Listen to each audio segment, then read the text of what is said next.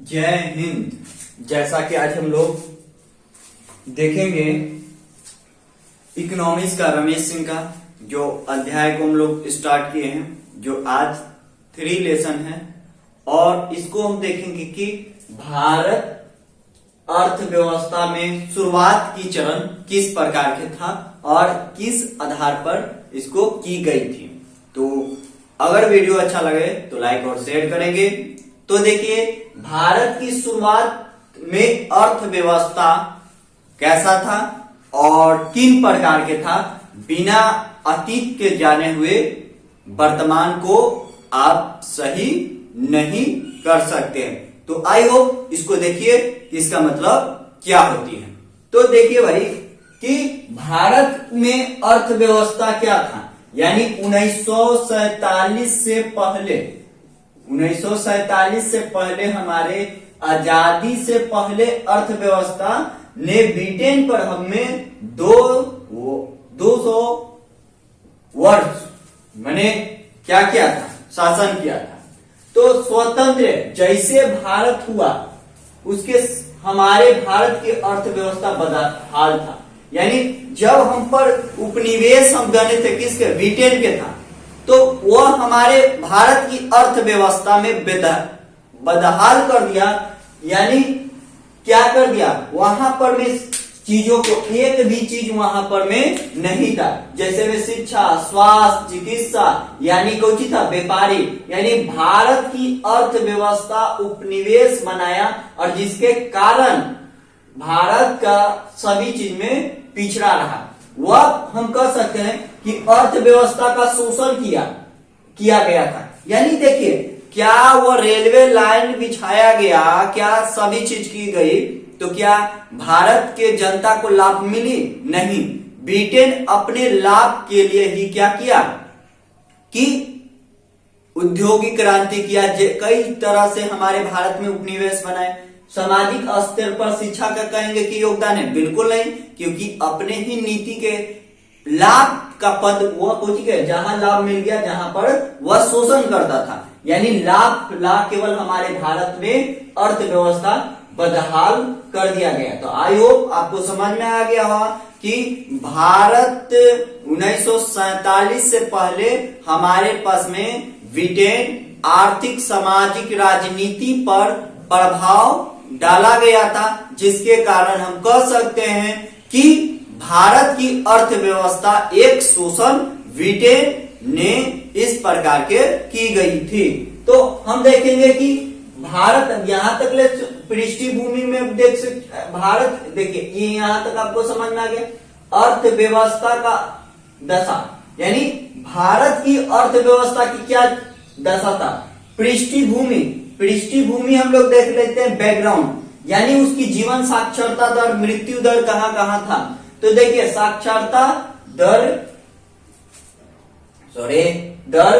हमारे कर लगभग 17% था। अब बताइए, साक्षरता दर हमारे पर कितना था जब ब्रिटेन गुलाम हम पर बनाया था, कितना था, 17% से पहले। यानी भारत की परिस्थितियों को हम देखें कि जब भारत आजाद नहीं हुई थी तब भारत में कितना साक्षरता दर था, वो मात्र 17% लगभग था। और आप बता सकते हैं कि क्या भारत में, आप अपने से कल्पना करिए, क्या ब्रिटेन कहता था कि हम तुम पे शासन करें तो तुम्ही को अधिक, बताइए शिक्षा दर का कितना गिरा दिया, 17% ने। यानी हम कह सकते हैं कि ब्रिटेन हम पर शोषण किया था। यानी हम कह सकते हैं कि ब्रिटेन हम पर क्या किया, शोषण किया, केवल अपने हित के लिए काम किया। नहीं देखते हैं किसी व्यक्ति को अगर उसका काम है तो उसको शोषण किया जाता है और उसके हित में केवल काम रखा जाता है। अब देखिए, सबसे डरावना भयंकर स्थिति जीवन प्रत्याशा में था। यानी आज हमारा वायु से माने जीवन प्रत्याशा हमारे पास में कितना है जीने की, कम से कम 75 के एवरेज है।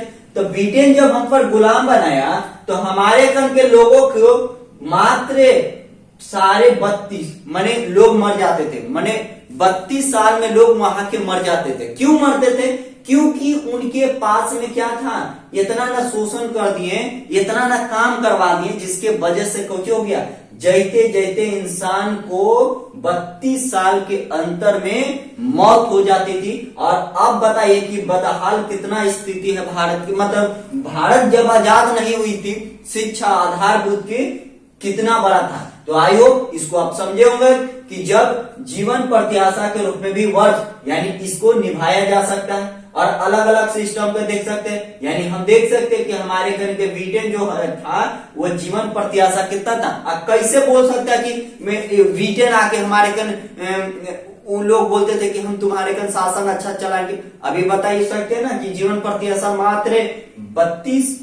32 के एज में लोग मर जाते थे। तो क्या कल्पना कर सकते कि उसकी एज कितना होगी। तो आई होप समझ में आया होगा।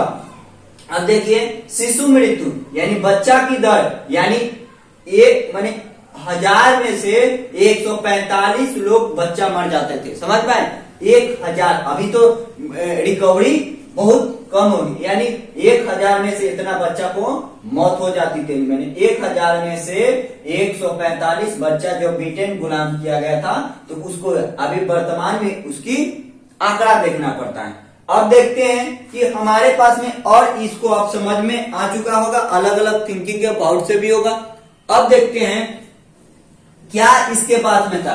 आप कह सकते हैं कि भारत उपनिवेश बनाया, लेकिन हमारे कन आर्थिक, सामाजिक, राजनीति पर, संप्रभुता पर अंग्रेज क्या क्या दबदबा रहा, जिसके वजह से भारत की अर्थव्यवस्था बदहाल है और इस कंडीशन में। तो आई होप इसको समझ में आ चुका होगा।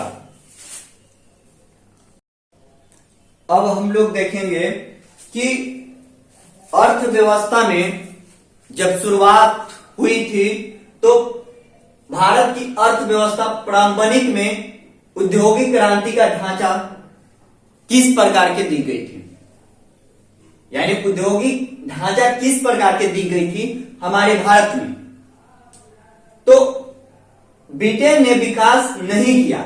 अब बताइए ब्रिटेन हमारे पर में, हमारे ब्रिटिश पद्धति जो था वह कभी विकास किया नहीं, केवल अपने लाभ के लिए काम, यानी शिक्षा में भी क्रांति स्कूल खोला तो केवल कोची के ईसाई धर्म के मैंने पढ़ाने के लिए करा। तो क्यों किया? ताकि यहां पर में आ सके, मुख्य धारा में जोड़ सके। तो औद्योगिक तो हम कह सकते हैं कि ब्रिटेन ने विकास कभी करना ही नहीं चाहा। वो तो नौटंकी करता था कि नहीं भारत में लोग विकास कर रहे हैं, तुम्हारे पास में ये नहीं है। लेकिन बताइए क्या विकास किया था? आप इस आंकड़ा को उठाइएगा, क्या भारत में ब्रिटेन विकास किया था? आप बोले कि भारत में ब्रिटेन औद्योगिक कभी विकास करना ही नहीं चाहा, वो अपने हित के लिए करता था और वहां से धन को भारत के द्वारा कहां पर में ब्रिटेन में भेजता था और व्यापारी करता था और भारत की लोगों को शोषण किया जाता था। तो इन परिस्थितियों में आप देख सकते हैं कि ब्रिटेन विकास तो नहीं किया, यानी ब्रिटेन कभी हमारे भारत में विकास नहीं, जैसे शिक्षा, स्वास्थ्य, चिकित्सा, औद्योगिक क्रांति, पानी, स्वस्थ पानी, ये कभी कभी किया नहीं किया। यानी ब्रिटेन हम पर विकास बनने के पास में, और आधारभूत संरचना तो बिल्कुल आधारभूत संरचना कह सकते कि रेलवे लाइन बिछाया गया, जितना भी फैक्ट्री खोला गया तो भारत के लिए था नहीं, वह अंग्रेज जहां पर अपना लाभ होगा वहीं पर अपना काम करते थे। यही बात को तो चीज को समझ में आ चुका होगा, जो परिस्थितियों को भी सामना किया जा सकता है। तो आई होप आपको समझ में आ चुका होगा कि आधारभूत संरचना तो ठीक है, लेकिन वह हमारे पास में आर्थिक रूप से कभी विकास करना ही नहीं चाहा, वो अपने हित के लिए कुछ किया, विकास किया। तो भारत पूंजीवादी ब्रिटेन वाणिज्य पर निर्भर था, यानी हमारे कन के जो बढ़िया बढ़िया चीज को वह निर्भर रहता था। कौन? ब्रिटेन। बने चीजों को भी रिप्रेजेंट करना पड़ता है। अब देख लेते हैं कि आजादी के भारत में चुनौती क्या था। जब हमारे पास ये आजादी से पहले की कहानी है और आजादी के बाद 1915 अगस्त 1947 के बाद अब देखेंगे कि परिस्थितियां क्या था। यानी भारत जब आजाद हो गया तो चुनौती नंबर 1 क्या था कि विकास सीधा जिम्मा कौन लेगा, यानी कौन? गवर्नमेंट लेगी। किस आधार पर होगा? तो सार्वजनिक क्षेत्रीय की भूमिका होगा, यानी सभी लोगों की भागीदारी होगा।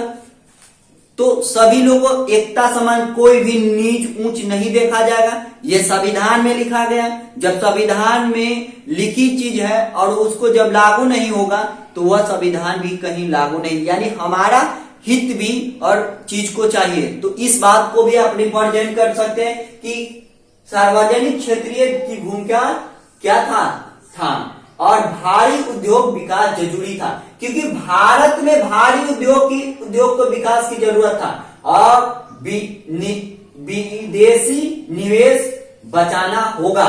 यानी अब परिस्थिति क्या बना, क्योंकि हमारे पास में अंग्रेज को क्या था, शासन क्या था, जिसके वजह से हमारे पास में क्या है कि अंग्रेज के सामने एक चुनौती, जब देश आजाद हुई तो भारत के सामने ये बोला गया कि देखो विदेश वाला के भारत में नहीं आने दो फैक्ट्री, नहीं तो हम पर कोची बोलेगा निवेश, क्योंकि भारत एक डरा हुआ था, क्योंकि कितना साल के बाद में गुलामी के बाद में आजादी मिली थी और हमारे कहा कि अपने ही देश में उद्योग लगाओ, जरूरी है, भूमिका क्षेत्रीय का सार्वजनिक को बढ़ाइए। तो आप समझ चुके होंगे कि भारत के सामने जब आजाद हुई थी तो परिस्थिति का और किन परिस्थितियों में हमारा औद्योगिक विकास हुई थी और औद्योगिक विकास में किन किन बाधाओं को भी हम लोग देखे हैं और क्या ब्रिटेन हम पर सच में विकास किया था कि नहीं की थी, इसको भी बारे में हम लोग देख चुके हैं। अगर वीडियो अच्छा लगे लाइक शेयर करें। जय हिंद दोस्तों।